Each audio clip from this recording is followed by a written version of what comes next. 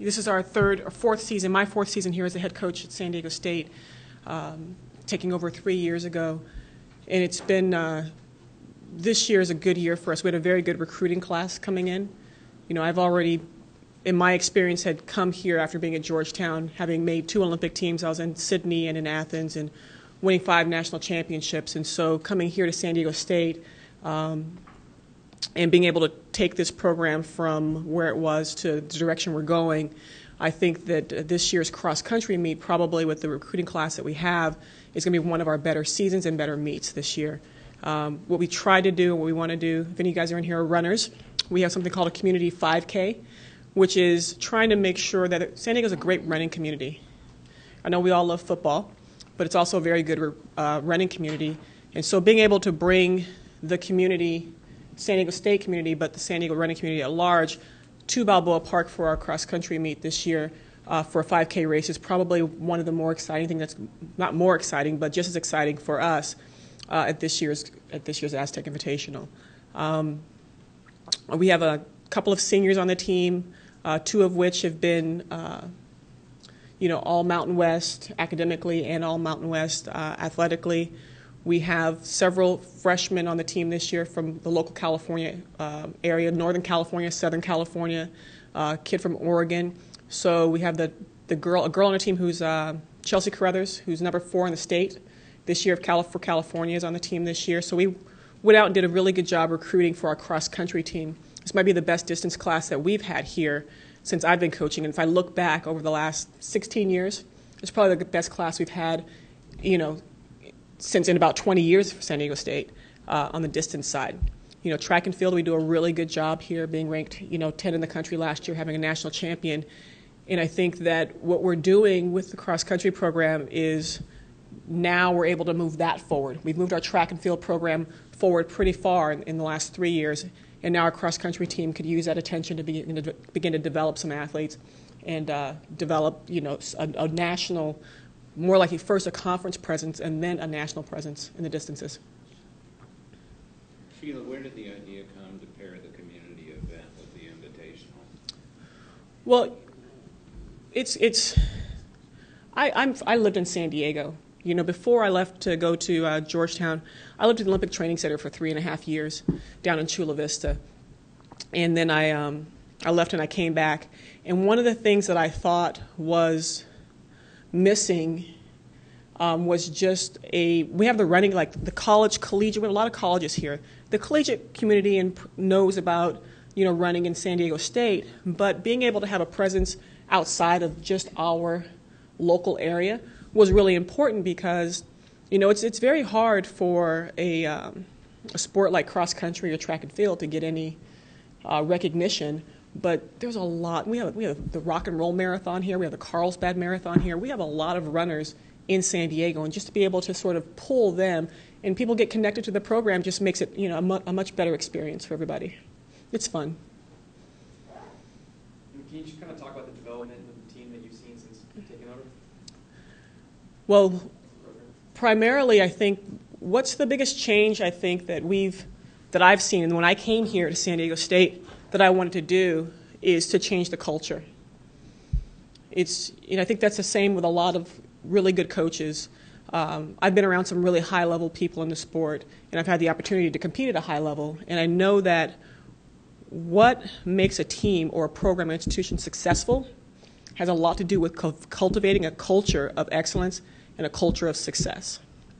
And that comes from 2 things. It's a mindset, and it's talent, and it's a mindset. And so with the development of this program, we're good coaches. I say to people all the time that coaching is the easiest, if you're a good coach, coaching is the easiest part of your job. The hardest part of your job is developing a mindset for success and excellence in a group of athletes to be able to trust you and to follow you to the championship. Because if you can't get these kids to be willing to believe that they can do something they've never done before, it's going to be very difficult. We finished, when Whitney Ashley won the national championship this past year at NCAA's, she was the first athlete to finish.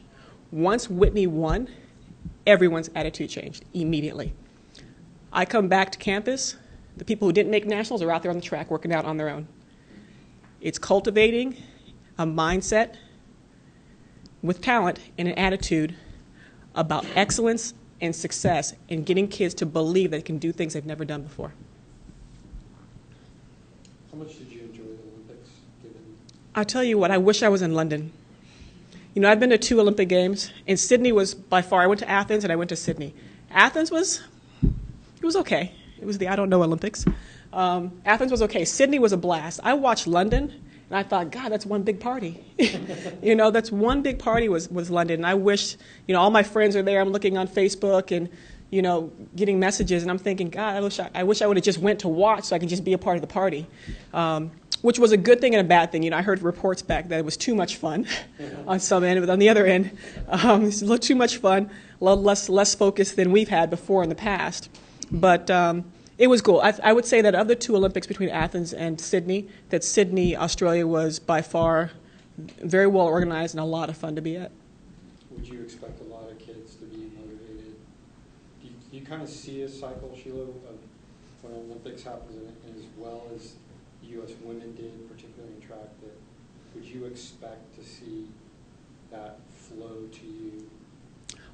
Well, I'll say that I've got on my team now, and recruiting-wise, where we're leaning, I've got at least 4 kids on my team right now that should be trying to make a team in 2016. Like, I plan on being in Rio, not as a spectator, but as a coach. And that's just what we have now. Who knows what's going to happen in the next couple of years as the age gets younger and younger of kids making. When I was competing, I was at the high end. I was like 30, in my 30s, in my second Olympic Games. These kids are all really young.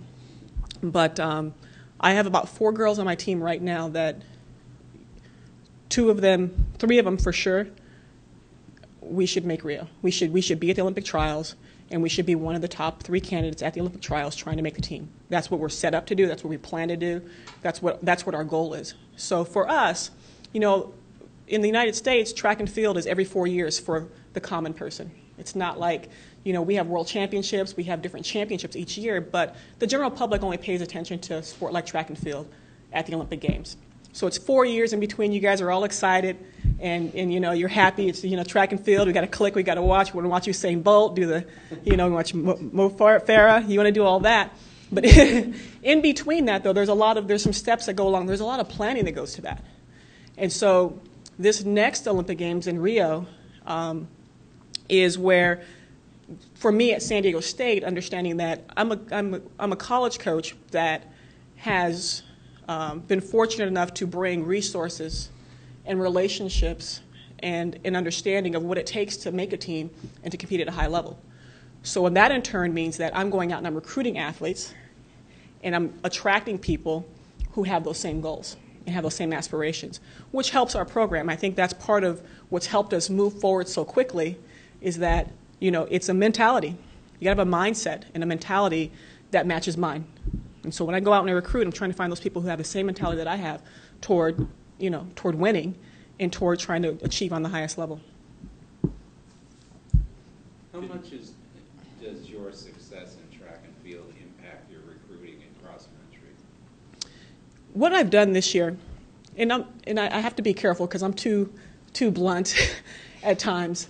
You know, coming into San Diego, a lot of distance coaches really weren't too receptive to San Diego State. Recruiting, you know, I went out and put out the olive tree, went out and introduced myself, went to meets and talked to people. And so what I did is I got smart and I hired a distance coach that's just like them. You know, because the adage is that, you know, what do I know about distance races? I'm a sprint coach, I'm a multi, I'm this and that. I can't relate. And they were right. I coached our cross-country team for 2 years. When I first got here, I was the distance coach. And we got better, which tells you that it wasn't, you know, if we got better when I was coaching them, you know, we had some improvements on the team when I was coaching them. You know, I think that says something. But Now that we have a very, qualified and accomplished distance coach who's coached at, the USA World Junior Championships, who's coached at the USA Championships, who's taken high school level athletes and developed them to a high level on a junior level, now that Coach Mike Dunn is with us, it's made a huge difference. It's made a huge difference. Our recruiting this last year, I say, was primarily due to his presence. So you hinted at 4 girls possibly going to Mhm. the Olympics. Excuse me. Any names? No, and I'll say this, is that we've done a really good job internationally as well. So a couple of those girls aren't even American. They'll end up making their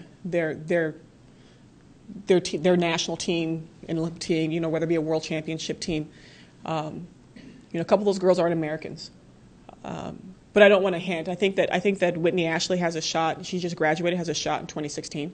She's going to be training at the Olympic Training Center this year. So she transitioned from here at San Diego State to the Olympic Training Center to continue training, to try to make a world championship team or whatnot. And I think that's also a good draw for track and field athletes and people in the running community, is that we have a really strong relationship and a partnership with the OTC, and it makes it an easy transition for our elite athletes to transition on to that level.